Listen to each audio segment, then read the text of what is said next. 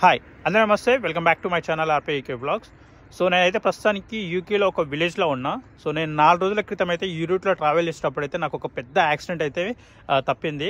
అదేంటంటే 4 రోజుల క్రితం అయితే ఈ రూట్లో నేను ట్రావెల్ చేసేటప్పుడు నా పాత కారు బ్రేక్స్ అయితే ఫెయిల్ అయినాయి. సో బ్రేక్స్ ఫెయిల్ అయితే సడన్గా నేను ఈ రూట్లో విలేజ్ ఏరియాలో ఉన్నా కాబట్టి కార్ అయితే చాలా స్లోగా ఉండే, 20 mph ఉండే. సో ఇది మ్యాక్సిమం స్పీడ్ లిమిట్ ఉంటుంది విలేజ్ లోపల ట్రావెల్ చేసేటప్పుడు. సో లక్కీగా కార్ అనేది బ్రేక్ అనేది ఇక్కడ ఫెయిల్ అయినాయి కాబట్టి నేను నా ముందు వెహికల్స్ నా వెనకాల వచ్చే వెహికల్స్ అయితే చాలా లాంగ్ డిస్టెన్స్లో ఉండే. సో వాళ్ళకైతే ఆల్రెడీ ఇండికేషన్ చేసి అయితే కార్ అయితే సైడ్కి తీసుకొని అయితే పెట్టినట్టే యాప్ బుక్ చేసుకుని అయితే ఇంటికి వెళ్ళిన. సో నెక్స్ట్ డే మళ్ళీ నేను వచ్చేసి కార్ అయితే చూసుకొని మళ్ళీ వేరే కార్ తీసుకున్నా. ఇది ఇప్పుడు నా కొత్త కారు టయోటా వెహికల్ తీసుకున్నా. సో ఇప్పుడైతే ఈ కార్ని నేను మళ్ళీ రిపేర్ చేయించి వేరే వాళ్ళకి అమ్మాయి, చాలా ఎక్స్పెన్సివ్, మళ్ళీ రిపేర్ చేయించినా కూడా అంత అమౌంట్కి ఇది కొనరు కూడా తెలియదు. సో నేను అందుకే ఇది ఏం చేస్తున్నా అంటే ఇప్పుడు రిపేర్ చేయించి అమ్మడం కంటే ఇది స్క్రాప్కి ఇచ్చేస్తున్నా. ఆల్రెడీ నేను స్క్రాప్కి బుక్ చేస్తున్నా. సో వాళ్ళైతే ఫ్రీగా ఇప్పుడు ఈ వెహికల్ మనం ఇక్కడ నుంచి తీసేయాలంటే మళ్ళీ మనం ఖర్చు పెట్టుకోవాలి. సో దాని బదులు స్క్రాప్కి చేస్తే వాళ్ళు వచ్చి ఫ్రీగా పికప్ చేసుకొని వెళ్తారు. సో ఇట్లా రోడ్డు పైన ఇన్సూరెన్స్ లేకుండా, సో ఆల్రెడీ ఇది నేను వేరే కార్ తీసుకున్నా కాబట్టి ఈ కార్ రిజిస్ట్రేషన్ చేసుకున్నా. సో మళ్ళీ ఇదే కారు నా పైన రిజిస్ట్రేషన్ ఉంది, ఇంకా ట్యాక్స్ కూడా పే చేస్తున్నా. సో లాంగ్ టైం సో ఇట్లా రోడ్డు పైన ఉండడం కూడా కరెక్ట్ కాదు. ఇది మళ్ళీ పోలీస్ వాళ్ళు అబ్జర్వ్ చేస్తే అయితే దీనికి ఫైన్ వేస్తున్నారు. సో అందుకే ఇక్కడ నోటీస్ బోర్డు పెట్టినా, ఈరోజు కార్ ఆల్రెడీ బ్రేక్ డౌన్ వచ్చింది, ఇది క్లియర్ చేసేస్తున్నా అని. కట్టడం అయితే లేదు. సో అందుకే సైడ్కి పెట్టినా కాబట్టి ఇష్యూస్ లేదు. సో ఇది చాలా రోజులు ఉంచుకోకుండా ఉండడమే బెటర్. అందుకే స్క్రాప్ వాళ్ళకైతే బుక్ చేసిన. సో వాళ్ళైతే ఇప్పుడు వచ్చేస్తున్నారు. సో వాళ్ళు వచ్చిన తర్వాత ఇది వెహికల్ని అయితే స్క్రాప్కి అయితే వేసేస్తున్నా. ప్రస్తుతానికైతే కార్ బాగానే ఉంది, ఇంజన్ కూడా వర్క్ అవుతుంది. మెకానిక్ తీసుకెళ్తే వెట్ బెల్ట్ అనేది ఏది డ్యామేజ్ అయింది, అది రీప్లేస్ చేయాలన్నారు.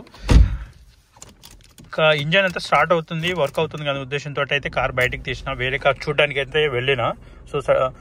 సో ఇంజన్ రన్ అవుతుంది కానీ ఇంజన్ అంబర్ లైట్ చూపిస్తుంది డాష్ బోర్డ్లో, ప్లస్ ఇంకోటి ఆయిల్ క్యాప్ సింబల్ కూడా చూపిస్తుంది. దాన్ని బట్టి సంథింగ్ రాంగ్. ఇంజన్ వాళ్ళు అడిగితే ఇది వెట్ బెల్ట్ కంప్లీట్గా చేంజ్ చేయాలి, లేకపోతే ఇంజన్ రీప్లేస్ చేయాలన్నారు. సో ఇది బ్రేక్ అనేది నేను ప్రెస్ చేస్తుంటే బ్రేక్ అనేది కిందికి వెళ్ళట్లేదు, అసలు బ్రేక్ అనేది అప్లై అవ్వట్లేదు. నేను డౌన్కి ప్రెస్ చేస్తున్నా కొద్దిగా మళ్ళీ అది స్ట్రక్ అయింది బ్రేక్ అనేది. సో బ్రేక్ అప్లై అవ్వట్లేదు. బట్ స్లోగా వెళ్తున్న వెహికల్ అయితే ఆపొచ్చు, బట్ వెహికల్ స్పీడ్గా ఉన్నప్పుడు అయితే బ్రేక్ అనేది అప్లై అవ్వట్లేదు. సో మళ్ళీ నేను రిస్క్ తీసుకోలేదు. సో ఎక్కడైతే ఈ ఇన్సిడెంట్ వచ్చిందో సో అక్కడే కార్ అయితే ఆపేసిన. సో ఇప్పుడు కార్ వెనక్కి మూవ్ చేస్తున్నా. వెనక్కి మూవ్ చేస్తే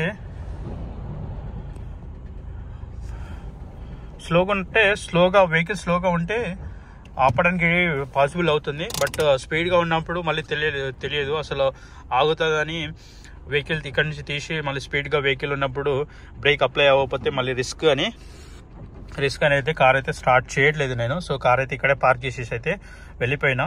5 days అవుతుంది కార్ ఇదే విలేజ్లో 5 days నుంచి ఇక్కడే ఉంది కారు. సో మళ్ళీ పోలీస్ వాళ్ళు, నేను ఆల్రెడీ కారు వేరే కార్ తీసుకున్నా కాబట్టి కార్ రిజిస్ట్రేషన్ ఇన్సూరెన్స్ దీని మీద క్యాన్సిల్ చేసిన. సో కార్ ఇన్సూరెన్స్ లేకుండా అయితే కార్ అయితే రోడ్ల మీద ఉండొద్దు. బట్ రోడ్ల మీద అంటే వేరే వెహికల్కి అడ్డంగా ఉండొద్దు. సో సేఫ్ లొకేషన్లో కార్ అయితే పార్క్ చేసిన కాబట్టి ప్రాబ్లం లేదు. సో ఆల్రెడీ ఇక్కడ నోటీస్ స్టిక్ చేసిన నేను, కార్ బ్రేక్ డౌన్ వచ్చింది, నేను ఈరోజు క్లియర్ చేసేస్తున్నా రిపేర్ తీసుకొచ్చని. సో ఇప్పుడైతే స్క్రాప్ పీపుల్ వాళ్ళైతే ఇక్కడికి అయితే వచ్చి కార్ అయితే తీసుకెళ్తున్నారు. సో ఇది కార్ రిపేర్ చేస్తే దాదాపు చేసి మళ్ళీ ఈజీగా అమ్ముకోవచ్చు. బట్ ఇక్కడ నుంచి కారు తీసుకెళ్లాలన్నా ఖర్చు అవుతుంది 200 pounds. సో యూకేలో అయితే కార్ లేకుండా అయితే మనం ఉండడం చాలా కష్టము.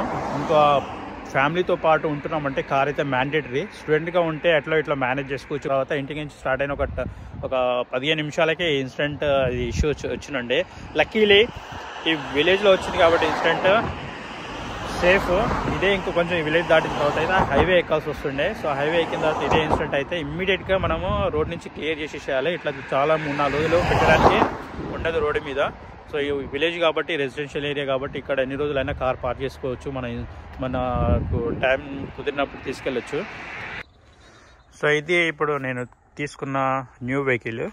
సో ఇప్పుడు అది బ్యాక్ సైడ్ ఉన్నది డ్యామేజ్ అయిన వెహికల్. అంటే డ్యామేజ్ అంటే కంప్లీట్గా వెహికల్ ఏం డ్యామేజ్ అవ్వలేదు, వెహికల్ బాగానే ఉంది, నడుస్తుంది, కానీ బ్రేక్స్ ఫెయిల్ అయినాయి.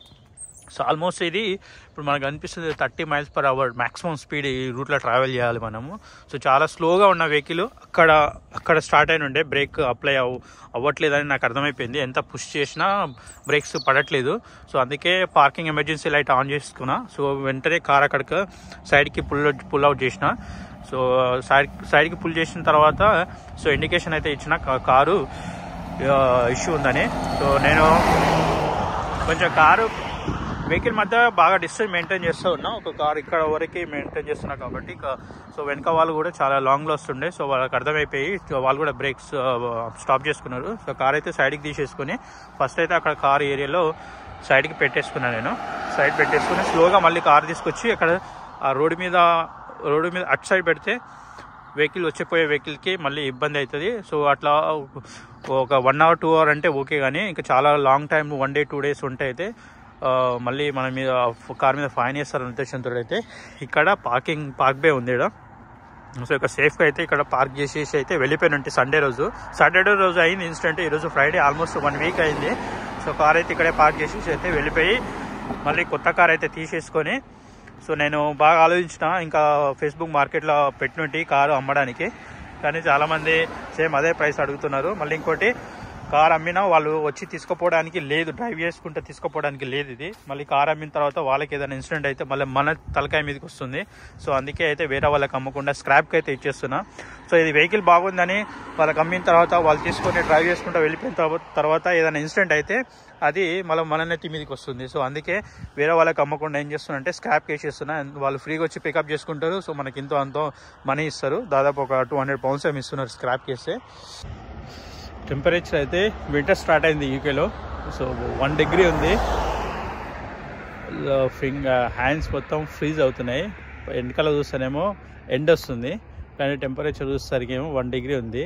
చేతులు కూడా చల్లగా ఈడ్చుకోబోతున్నాయి, ఫ్రీజింగ్ అవుతున్నాయి. సో వాడు ఇంకా రాలేదు, వస్తున్నాడని ఇంకా 10 minutes టైం పడుతుందంట. సో చాలా 1 hour నుంచి వెయిట్ చేస్తున్నా. చేతులు అయితే ఫ్రీజింగ్ అవుతున్నాయి. చూద్దాం వచ్చాక ఏదైతే స్క్రాప్ ఇచ్చేసి అయితే ఇక్కడి నుంచి అయితే వెళ్ళిపోతాం. సో ఇప్పుడే వచ్చిండు కార్ అయితే తీసుకుపోవడానికి.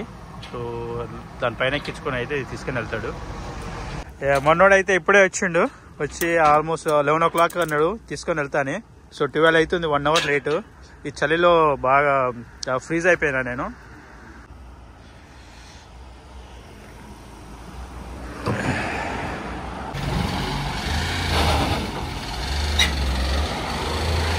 కార్ అయితే పైకి ఎక్కిస్తున్నాడు.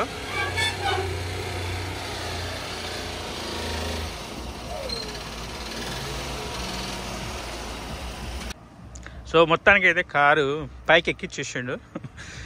రోజు చేసే పని కాబట్టి బాగా అలవాటు అయిపోయింది. పర్ఫెక్ట్గా బ్రేక్ పని చేయకపోయినా పర్ఫెక్ట్గా ఎక్కిచ్చేసిండు కార్ని. రేపు అయితే తీసుకుపోవడానికి అయితే రెడీగా ఉంది.